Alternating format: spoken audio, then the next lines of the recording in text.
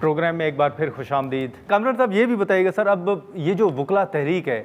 آپ کے نزدیک اس کا ایجنڈا کیا ہوگا؟ اور کیونکہ اس میں تو 26ویں 27ویں آئینی ترمیم کا بھی ذکر ہو رہا ہے، تو آپ سمجھتے ہیں سر کہ یہ تحریک اتنا کوئی پریشر ڈال سکے گی حکومت کے اوپر کہ حکومت یہ تحریک، یہ جو ہو رہی تھی باتیں 27ویں اور آئینی ترمیم کے حوالے سے 26ویں، اس کو کوئی واپس لے؟ آپ ایسا کوئی مومنٹم دیکھ رہے ہیں؟ ویسے اگر جان کی امان پاؤں اور وکلا سے جان کی امان پاؤں تو پرانی وکلا تاریخ جو ہے اس نے ابو حذیفہ بھی اس کے مسکرانے کا ٹائم ہے، تو کیا وہ واقعی وکلا تاریخ تھی؟ اگر پاکستان کی تاریخ کو دیکھ لیں نا تو وہ معاملات کچھ اور طرح سے ہوتے ہیں۔ ٹھیک ہے، کبھی جو نا کوئی کسی تاریخ کو کسی چیز کا نام دے دیا جائے، کسی تاریخ کو کسی چیز کا نام دے دیا جائے، مگر اس کے اوپر جو ہے نا وہ میں خود وکیل ہوں، مگر اور اس زمانے میں جو ہے نا وہ سالوں تک بے روزگار رہا اس تاریخ کے نتیجے میں، مگر جو ہے وہ معاملہ کیا، وہ اس کے اوپر کسی انویسٹیگیشن والے رپورٹر کی ڈیوٹی لگائیے، ذرا اس کے اوپر ذرا اچھی طرح انویسٹیگیٹ کرے، پھر آپ کو سارا معاملہ پتہ چلے گا۔ تو ویسے بھی پتہ ہے، اس ملک میں سب کو پتہ ہے اس والے سارے معاملے کا، تو چھوڑ دیجیے، چونکہ اب وہ اپنا دامن اٹھانے والی بات ہے۔ اچھا حذیفہ صاحب، ایک آخری سر سوال ہوگا آپ سے کہ کشمیر کے حوالے سے جی بی میں انتخابات ہوئے، آپ نے دیکھا، اور کشمیر میں جو انتخابات ہونے جا رہے ہیں اس حوالے سے ظاہر ہے نون لیگ بھی اپنا انتخابی مہم جو ہے اس حوالے سے واضح موقف بھی سامنے رکھ رہی ہے، اور یہ بھی کہا جا رہا ہے کہ جی کشمیر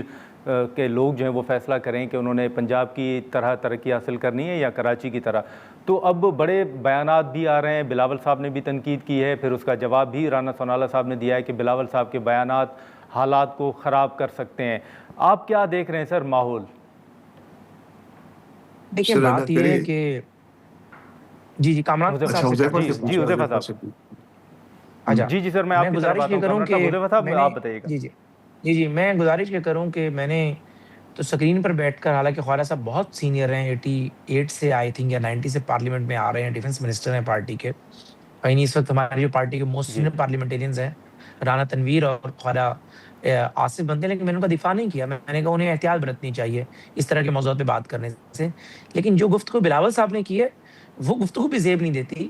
اس ملک کے ساتھ جو کچھ آپ نے کیا ہے، ہم نے کبھی اس پہ اس لیے روشنی نہیں ڈالی یا تنقید نہیں کی، یہ غلطیاں انسان کرتا ہے ان سے سیکھتا ہے۔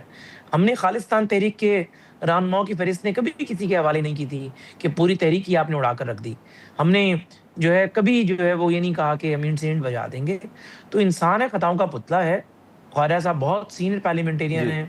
محترمہ بینظیر بھٹو کے ساتھ رہے، تو بلاول صاحب اگر اس بات کو شائستہ انداز میں کر دیتے تو میرے خیال سے اس کا اثر بھی زیادہ ہوتا، اور پھر مجھے وہ شعر کہنا پڑتا کہ دل سے جو بات نکلتی ہے اثر رکھتی ہے، پر نہیں طاقت پرواز مگر رکھتی ہے۔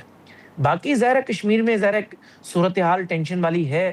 اور مجھے زیادہ خوشی ہوتی ایک پولیٹیکل سائنس کے طالب علم ہونے کے ناطے اور ایک تاریخ کے طالب علم ہونے کے ناطے کہ اگر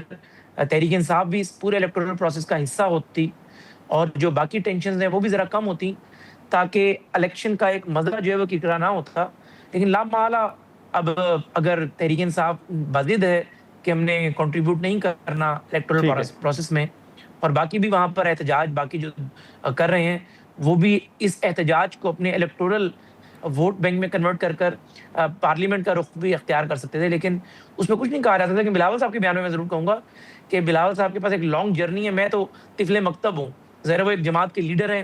ہم اپنی جماعت میں ظاہر ہے لیڈرز کے بعد ہمارا نمبر آتا ہے۔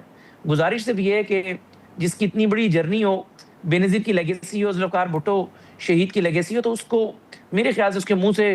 پھول جھڑنے چاہیے، نہ کہ وہ کانٹے نکالے اور پھر مشکل ہو جائے جب ہمارے جیسے لوگ جواب دیں۔ تو لامحالہ ان کا قد کاٹ یہ نہیں ہے کہ میں بلاول صاحب کو جواب دوں، بلاول صاحب کا بہت بڑا قد کاٹ ہے۔ ٹھیک ہے کامران صاحب، سر آخر میں ایک مختصر سوال کہ آپ نے دیکھا کہ جب گلگت بلتستان میں انتخابات ہو رہے تھے اس وقت بھی کچھ ایسے اختلافات سامنے آ رہے تھے مسلم لیگ نون اور پیپلز پارٹی کے درمیان۔ ابھی کشمیر کے انتخابات کو لے کر بھی آپ کو کوئی ایسا ماحول نظر آ رہا ہے سر کہ اتحادی جماعتیں جو ہیں ان کا کوئی اختلاف ہو آپس میں؟ دیکھیے یہ اختلافات دو طرح سے ہوتے ہیں، ایک تو یہ کہ پریشر بڑھا کے بلف کر کے اور اس میں مفاد زیادہ سے زیادہ لے جائے، نظریات تو ایک نہیں ہے نا ایڈمیٹڈلی، اگر شاید کوئی بھی پارٹی ہوتی تو یا یہ ہوتے تو بھی یہ اس طرح کرتے، وہ ہوتے تو بھی اس طرح سے کرتے، وہاں پہ بھی شاید اس سے ملتا جلتا معاملہ ہے۔ میں صرف اتنا کہوں گا کہ جو الیکشن کا نتیجہ ہو، الیکشن فیئر اور فری ہو، اور جو الیکشن کا نتیجہ ہو وہی جو ہے نا وہ منظر عام پہ آئے۔ جب تک یہ نہیں ہوگا یہ ملک خدا نہ خواستہ خراب ہوتا رہے گا۔ یہ ہمارا ملک ہے، ہم نے اس کو لے کے چلنا ہے، اور جب ہم نے اس کو لے کے چلنا ہے تو اس کا کسی اصول کے اوپر اس کی بنیاد ہونی چاہیے، نہ کہ کسی دھاندلی کی بنیاد پہ۔ یہ ضروری نہیں ہے کہ 2024 کے الیکشن کو وہ کریں، 2018 میں بھی یہی ہوا تھا، مگر ہر دفعہ جو ہے وہ ترقی ہو جاتی ہے، اور وہ ترقی جو ہے وہ تباہ کن ہے۔ یہ نیگیٹو میں جو ہے نا ترقی معکوس جس کو کہتے ہیں۔ اور یہ چلو میں نے اور حذیفہ نے الیکشن لڑا، ہم دونوں میں سے کسی کا ہاتھ لگا، اس نے دھاندلی کر لی، یہ ٹھیک ہے، مگر جو سسٹمیٹک دھاندلی ہے یہ ملک کی بنیادیں کھوکھلی کر رہی ہے۔ ہم کو اس کو چھوڑ دینا چاہیے، یہ ہم سب کا ملک ہے، ہمارا سب کا پیارا ملک ہے، ہم کو اس کو جو ہے نا کسی اصول کے اوپر لے کے چلنا چاہیے۔ چلیں ٹھیک ہے کامران صاحب، آپ کا، حذیفہ صاحب آپ شکریہ، آپ نے وقت نکالا۔ ناظرین، گفتگو آپ نے سنی مولانا صاحب کے بیانات سے لے کر بلاول صاحب کے بیانات، اور ملک کے اندر جو سیاسی صورتحال ہے اس حوالے سے ہم نے گفتگو کی۔ یہاں پر ایک مختصر سا بریک لیں گے، اور بریک کے بعد علی محمد خان صاحب ہمیں جوائن کریں گے۔